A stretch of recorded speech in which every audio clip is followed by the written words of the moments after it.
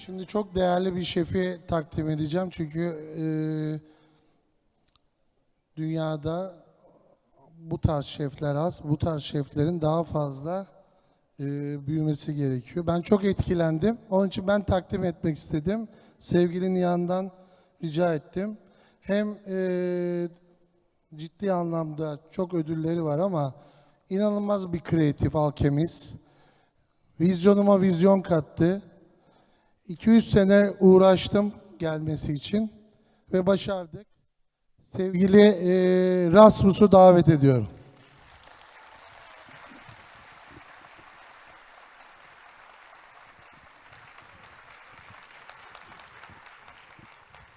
Thank you. Hello, and thank you. We start with actually seeing a little video from Alchemist, the restaurant I have in Copenhagen, just so you get a little imagination of how the restaurant looks and operating. So we're going to show a little video. Thank you.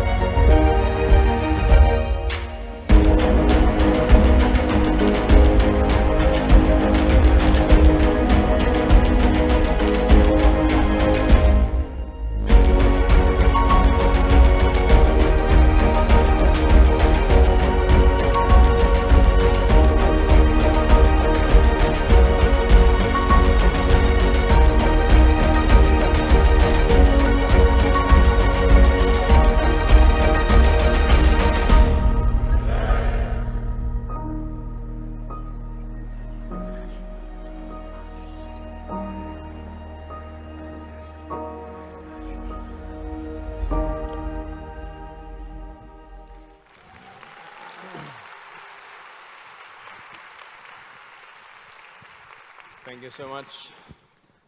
So, my name is Rasmus Munk, and I'm the head chef and co-owner of the restaurant Alchemist in Copenhagen. So we have a little warehouse in Reftaløen, which is a little island in Copenhagen, where this restaurant is located. It's an old ship manufacturer where we have built this immersive restaurant experience. What we practice at Alchemist we call holistic cuisine. They have 4 key elements. That's quite important for everything we do in the foundation of making Alchemist and the dishes at Alchemist and all of the projects we do beyond the restaurant. So the first thing is society, which is quite important for me. The other things is gastronomy, of course, and then it's art and science, which is key elements in everything we're doing. It was the idea of creating, it became from Copenhagen, where new Nordic cuisine has been very, very innovative and done a lot of great things for the Nordic region. But it was also a cuisine that I grew up with. So when I graduated as a chef in 2011, Noma has been the world's best restaurant. It was it was a part of me naturally. So to touch upon that is a natural thing in our cooking, but we also needed some more layers on top of that, and that's what we try to do with holistic cuisine. We do different art installations that you go through in the evening. So this one is one of our newest art installation rooms called Freedom. We have a theme this year talking upon the identity. So the first installation room you go through, you will see yourself from different perspectives. And this one is the end installation room where you need to throw yourself into a ball pit room. So inspired by my visiting on McDonald's when I was a young guy from North Jutland. It was the only place where I really felt free. It was on the ball pit room in McDonald's. So we wanted to create that kind of illustration with doing this installation room with all of these different balls. There's when it will become completely dark, and then there will be some text on the balls, different identities that you can touch upon, and they will glow up in the dark. And what happens then in the ball pit will stay in the ball pit. So I can't really say more about that experience. Also, the restaurant, we needed to disrupt how a restaurant look like. This is our planetarium dome, which is the main dining room of the restaurant. Have 10 projectors. There's like projecting this image in the dome where you're surrounded by, here is space waste around our globe, but also jellyfish contents or a content about becoming an organ donor and so on. But what was quite, I would say today with the talk about sustainability, we have 10 projectors running every day. We have 48 guests traveling from all around the world, landing just to come to the restaurant and, of course, to take the gastronomy in Copenhagen. And the most sustainable thing will probably just be to shut down the restaurant. But I believe that we can use this platform and we can go beyond the plate and do things that have a greater impact and a bigger impact in our society. We use food as an artistic medium. And that's what I would like to present a couple of projects we're working on and how we work in the restaurant. So to create this experience, you need a huge team. We are 104 employees in total. 75 of them is full-time employees. It's all from script writers to violinist, dramaturgs, chefs and waiters, performers, industrial designers, and 3D animators. So it's quite diverse in both the skill set and then, of course, the nationalities as well. 34 different nationalities on the team right now. This is a quite old picture, actually. We're going to take a new team photo next year. But it's a broad diversity in what we can do in this team. But there's also, like, when we talk sustainability, for me it's quite important to have responsibility for these people. And I think in the restaurant industry, especially in the fine dining industry, there's like been a lie that's been told for many years. We have said to our guests that you get this food, this aesthetic, this surrounding, this many waiters, this many chefs for this amount of money. And in most of the cases, not all of course, but in most of the cases, then you go in the kitchen or back of the house and 25% is not paid to be there. Then they pay the minimum wages to working 80 hours, 60 hours a week. They're not paid any pension plan, and you rely on having a very popular restaurant that is continue like driving this way. And I think that lie needs to stop. We need to change that. And I think we have a responsibility as a restaurateur to like take this money for what it actually costs to pay these people a proper salary, to pay them a pension plan, and to have enough employees that you don't only need to work 48 hours a week, 45 hours a week. That would be key. So that's what we do at Alchemist, and that's also why we're probably one of the most expensive restaurants in the world, especially in Europe. We're quite expensive, but all of the money we generate go into innovation and to our team members. One of the first dishes one showcase is one of the first concepts we had in the restaurant when we opened. It's inspired by Danish Technology Institute's report about 28% of all cod that is caught in Denmark is filled with microplast inside. So we wanted to create this concept of the cod eating all of this plastic. So we serve the cod jaw bone which is a beautiful piece of meat inside that we just grill, and then we put on top of that edible plastic made of the cod skin, which we reduce with kusu starch and potato starch. So there's two different plastics. And then you need to like withdraw and consume the plastic like the cod will. Served on the top of our plate made in-house of our industrial designer in the, with a little plastic in the plate as well. We try to strengthen the message with using other canvases in the restaurant, like the dome here, to talk about things that we think is quite important. Looking at an international perspective, the plastic in the ocean is a major problem. So the plastic bags here swimming around with jellyfish, and after COVID, we added a little bit of face mask into it as well. So I think it was a French university that estimated now there's more face masks in the ocean than jellyfish, so it's quite devastating news. So for me, it's quite interesting as a chef to be creative on more canvases than just the plate. Like we have this amazing dome where we can talk about things without it actually need to be delicious. Without it you need to think about textures, the temperatures, or the labor that go into creating it. You can be creative in many ways. So this is touching upon caged chicken, and the fact that 72% of all living animal with wings is living, including the wild nature, is living in cages as one way or another. So I wanted to showcase that, and it ended up with creating this universe of different cages, and then put some chicken into it in the end, and get our sound engineer to make a music or like a leitmotif of music where it's chickens, there is screaming, and getting all of the chefs and the waiters to leave the restaurant and let the guests sit in among all this caged chicken and hear the screams, and then in the end serve the dish, what we call caged chicken. So the chicken dish here is a deboned chicken feet, fill it with a lot of delicious things on the top. But we also cool down the chicken feet so it feels cold, and you like touch upon this dead animal to showcase that there is animals dying when you eat them. So this is quite a controversial dish for a lot of people, but I think when we eat animals, we need to have respect for the animal and like know that this is what's happening in reality. So it's a dish they send back often. There's a lot of people that don't want to eat it, but at least at that point in the evening, we try to serve them a lot of classic food as well, so that hopefully they dare to take it out of the cage. Another one here is a concept we call guilty pleasure. It's touched upon the chocolate industry.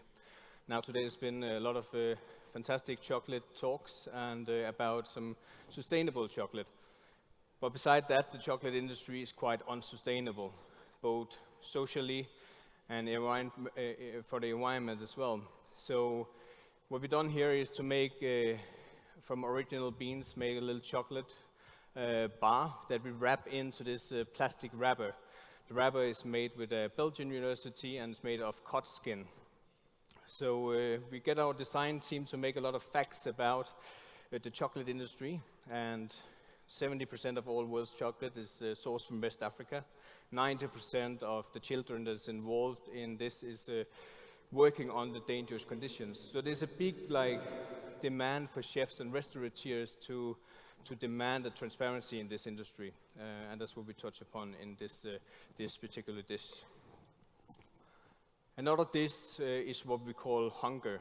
So it's a dish that is talking about that we're living in a world where we have blindfolded ourselves. We have a privileged day today sitting here and enjoying a lot of talk about gastronomy and very high-end, curating the best possible ingredients and so on and so on. But we're living in a world still where over 800 millions of people is facing hunger. And we even produce way too much food. I mean, we produce enough food so it's possible to feed the whole world. And I think especially after COVID, it was because I maybe always thought that this problem will solve itself at some point, but it's probably not possible to do because it's a big challenge and the infrastructures and we can't just suddenly change it. But I think under the COVID, it was for me a proof that it's possible to change if we want to. Like from one day to another, we wear face masks, we walked the same way. There was a requirement of how many we could be for talks and everything, and we adjusted ourselves because this thing came to us. It came very close to us. And this one, that don't need to be made any vaccinations or like new studies or science into it. We produce way too much food already.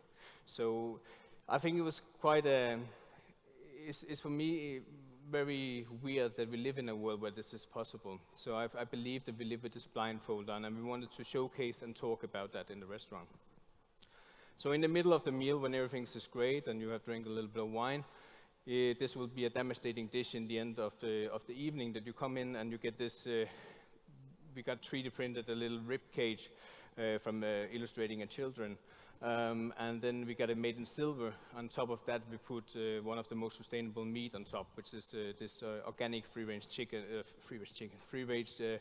rabbit from Denmark that we slice very thin and salt dry it.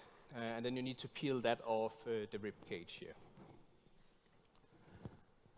Another thing which is quite important for me, because one thing is to really want to change the world through gastronomy. And with 50 guests every night, that would be ridiculous to say that we do that. So we need to go beyond the plate. We need to go beyond what's happening in the restaurant and for the guests. So a couple of projects in our research kitchen, which for me was a thing that we needed when we started. Like everybody had a research kitchen, everybody had a development kitchen that was popular. You need to have that. And I think I went into this belief that we needed one as well, without actually knowing what research kitchen could do and what the ambitions and could be for a kitchen like this. So I think it was the first time I went to Copenhagen University with an employee called Louise, which is a gastrophysic and not a chef that was hired in the restaurant. I think it was first there when I realized that what is lacking in the connection between university and knowledge and the restaurants as well. So for me, it suddenly became a very ambitious project in the restaurant. And one of the things that we use most money on today, and also most time, is all of the projects that's beyond the restaurant. This one is a great example of a research project we have done for nearly 5 years with our house biologist Leif, which has been farming butterflies for us. So this one is a real butterfly. It's a nettle butterfly living on different species of nettles, and then they feed it with honey water in the end. This we're going to present in March for UN as a potential new protein source. It contains 4 times more proteins than beef.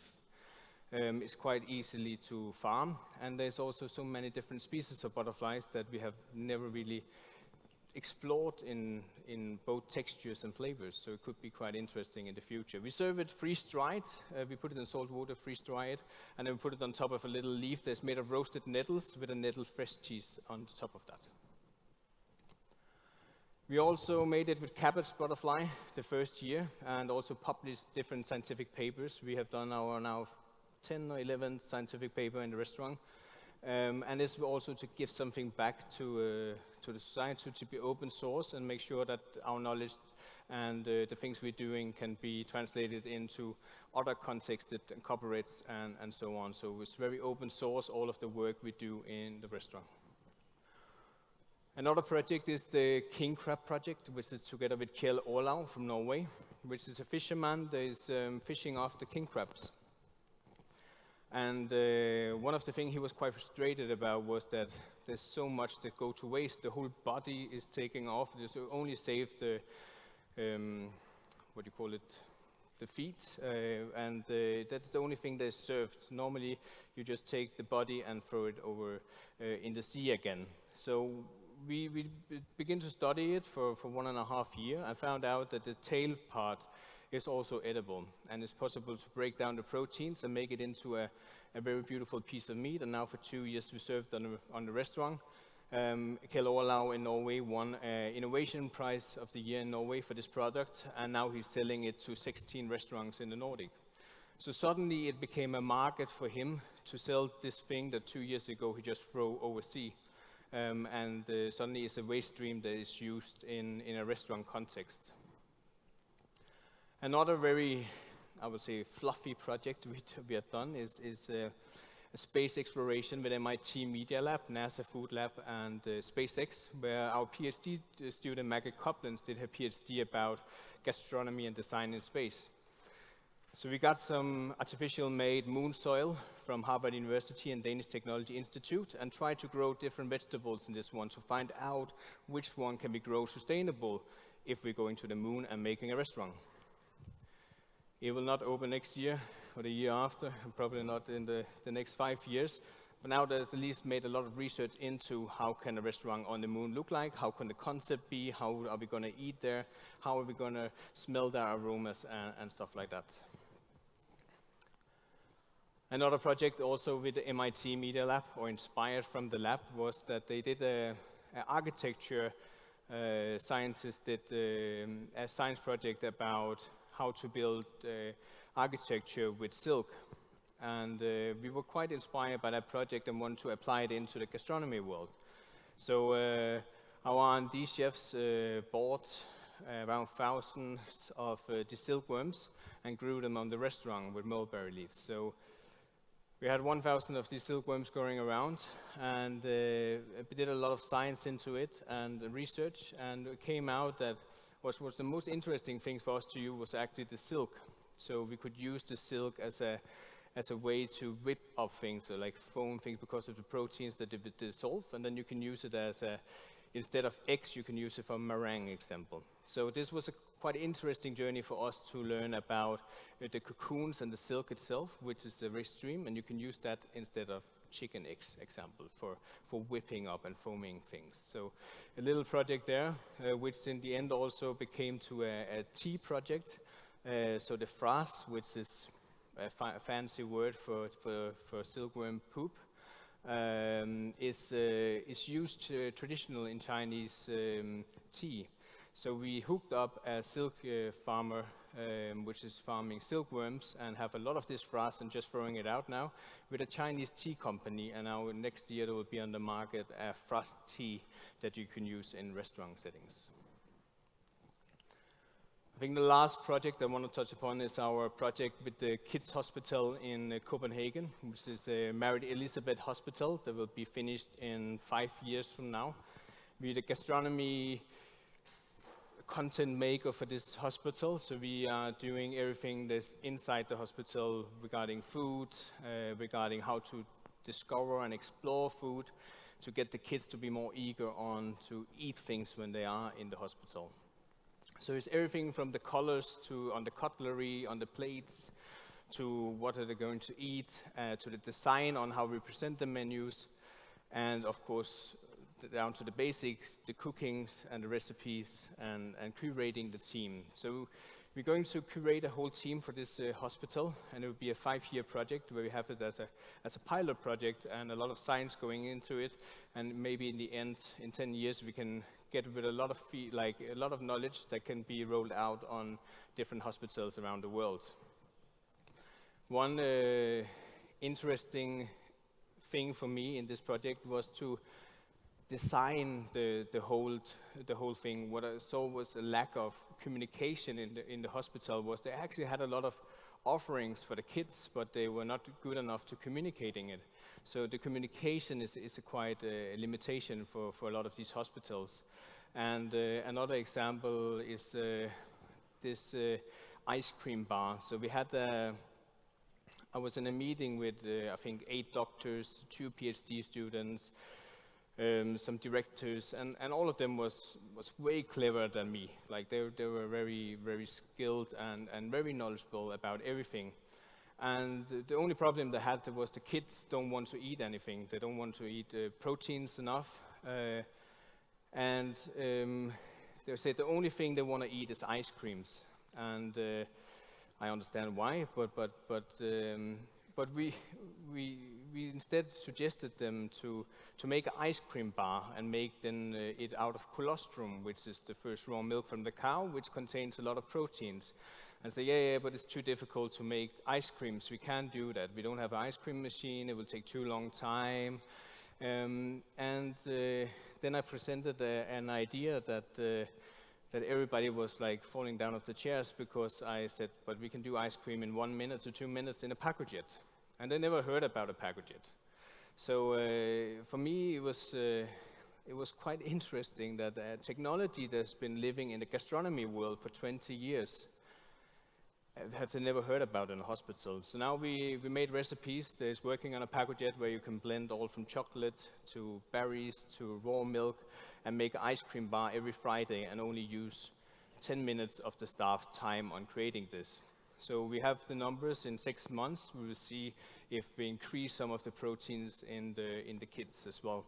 So it was just interesting for me that you're sitting in this office and with so many people that have so much knowledge, and then you present a 20 years old technology and it changed everything for them in the hospital.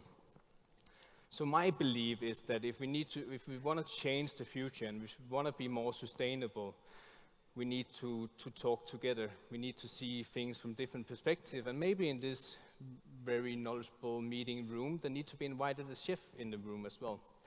So I believe that to change the future and change things through gastronomy is possible, but we need to build bridge between corporates and the big ones, universities, and the creativity in gastronomy.